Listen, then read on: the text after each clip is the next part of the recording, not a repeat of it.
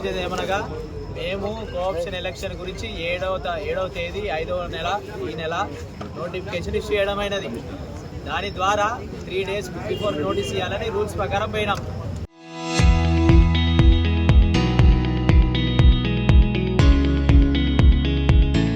పోతే వీరు ఎంఎం వాళ్ళు అంతకుముందే కలెక్టర్కి అప్లికేషన్ ఇచ్చారు. కోర్టుకు కూడా వెళ్ళడం జరిగింది. కోర్టు నుంచి ఎటువంటి స్టే రాలేదు.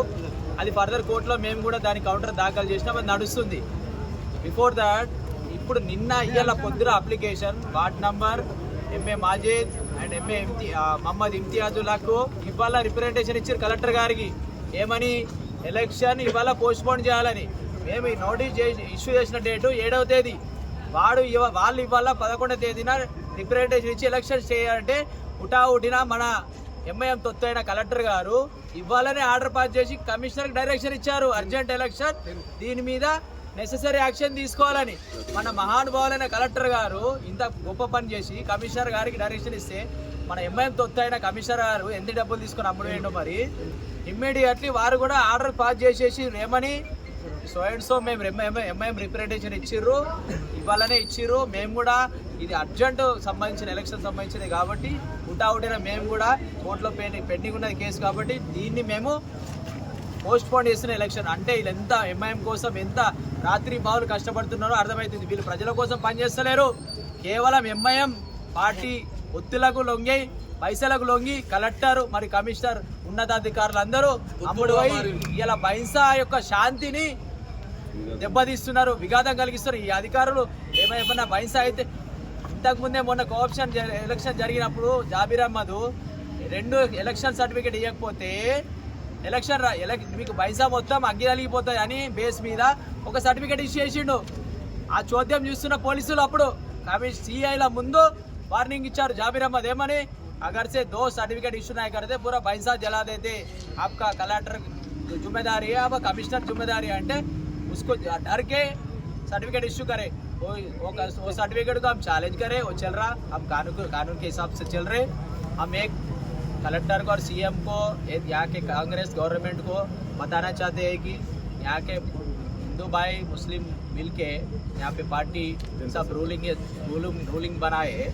अभी तो डर के आर्डर पास करे तो బైన్సా जनता कैसा जीना यहाँ पे?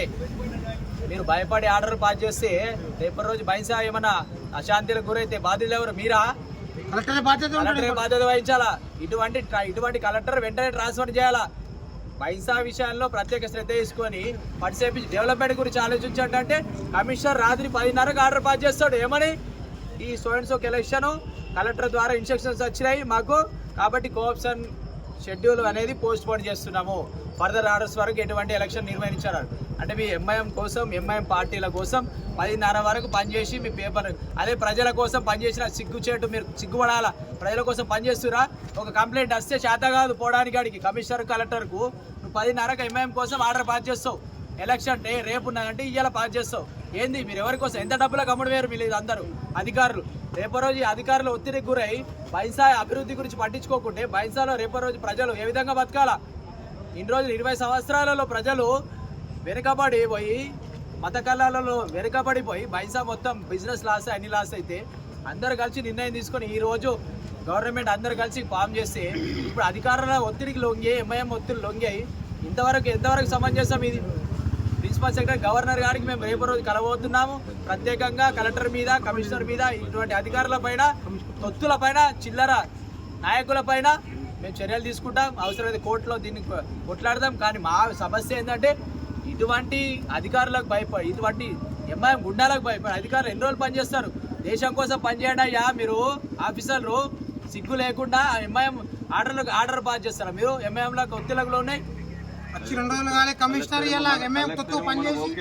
రేపు పొద్దున 11 గంటలకు నిర్వహించే కోఆప్షన్ ఎలక్షన్స్ మున్సిపల్ కమిషనర్ గారు మా చైర్మన్ గారికి వాట్సాప్ ద్వారా రద్దు చేయడం జరిగింది. ఇది రాజ్యాంగబద్ధంగా ఎంతవరకు కరెక్ట్? ఎందుకనంటే మా ప్రతిపక్షమైన నాయకులు ఎంఐఎం నాయకులకు మేము గత 7వ తారీఖు నోటీస్ పంపడం జరిగింది. ఈ నోటీసులో ఏమనంటే వచ్చే 12వ తారీఖు పొద్దున 11 గంటలకు కోఆప్షన్ ఎలక్షన్స్ ఉన్నాయి, మీకేమైనా అబ్జెక్షన్స్ ఉంటే తెలపండి అని పంపడం జరిగింది. రాత్రికి రాత్రి ఈరోజు 10:30 గంటలకు ఈ ఎలక్షన్స్ రద్దు అని కమిషనర్ గారు చైర్మన్ గారు పంపడం ఎంతవరకు కరెక్ట్? ఎందుకయ్యా ఈ ఎలక్షన్స్ ఎందుకు రద్దు చేసిందని కమిషనర్ గారికి అడిగితే కలెక్టర్ ఆర్డర్తో ఈ యొక్క ఎలక్షన్స్ రద్దు చేయడం జరిగిందని చెప్పిండు. అయ్యా కలెక్టర్ గారు, మీరు బైన్సా అభివృద్ధి మీద దృష్టి పెట్టండి. బైన్సా అభివృద్ధి మీద ఏదైతే ఇప్పటి వరకు ఏదైనా స్పాట్ డిసిజన్ మీరు తీసుకున్నారా అని మేము అడుగుతున్నాం. ఏదైతే ఈ కోఆప్షన్స్ ఎలక్షన్స్ రేపు 11 గంటలకు జరగలేదో బైన్సా పూర్తిగా శాంతియుత బంద్కు మేము పిలుపునిస్తున్నాం. ఎందుకనంటే అయ్యా జాబీర్ అహ్మద్ గారు, మీకు మేము సూటిగా అడుగుతున్నాం, మీ దగ్గర 14 మంది ఉన్నారన్నారు కదా, మరి ఎందుకు భయపడుతున్నారు? ఇంతియాజ్ గారు, మీరు ఇవాళ మార్నింగ్ పోయి కలెక్టర్ గారికి రిప్రజెంటేషన్ ఇచ్చిండ్రు, దాన్నే కాపీ పేస్ట్ చేసి కలెక్టర్ గారు ఈరోజు కమిషనర్ గారికి పంపడం జరిగింది.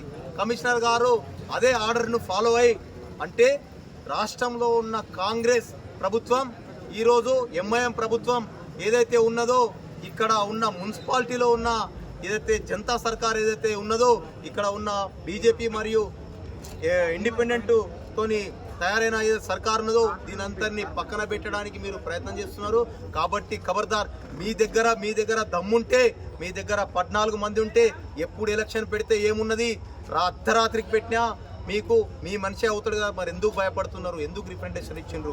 ఎందుకనంటే మొన్న గతంలో ఉన్న ఏదైతే మున్సిపల్ చైర్మన్ ఉన్నాడో ఆయనపై ఒత్తిడి తీసుకొచ్చి ఈరోజు మీరు మాకు ఆర్డర్ ఏదైతే మేము ఇద్దరికి చేతులు లేపినాం, ఒక్కరికైనా ఇస్తారా ఇవ్వరా అని ఒత్తిడి చేసి, లేకుంటే బైన్సా కగ్గి పెడతామని పోలీస్ ముందర కూడా ఆ రోజు చెప్పడం జరిగింది. మీరు ఆ రోజు ఒకటి ఇచ్చిండ్రు. అయినా ఈరోజు ఇంకా 3 ఉన్నాయి. ఈ 3 చేయడానికి కూడా మీరు ఎందుకు ఇచ్చేస్తున్నారు? కాబట్టి రేపు కోఆప్షన్ ఎలక్షన్ జరగకుంటే శాంతియుతంగా బైన్సా బంధుని మేము పిలుపునిస్తాం. కోఆప్షన్ ఎన్నిక అయ్యే వరకు మేము ఇక్కడ మున్సిపాలిటీ నుంచి జరగం. అయ్యా పోలీస్ సిబ్బందికి ఒకటే అంటున్నాం, ఆ రోజు మీరు ఇక్కడ ఎంఐఎం ఎవరైతే ఉన్నారో ఇక్కడ టెంట్ వేసుకొని పంటే మీరు అరెస్ట్ చేయలేదు. మేము కూడా ఈరోజు అంటే టెంట్ వేసుకొని పంటే న్యాయం జరుగుతుందంటే మేము కూడా ఇక్కడనే టెంట్ వేసుకొని పంటాం. మాకు కూడా న్యాయం కావాలని కోరుతున్నాం. జై శ్రీరామ్.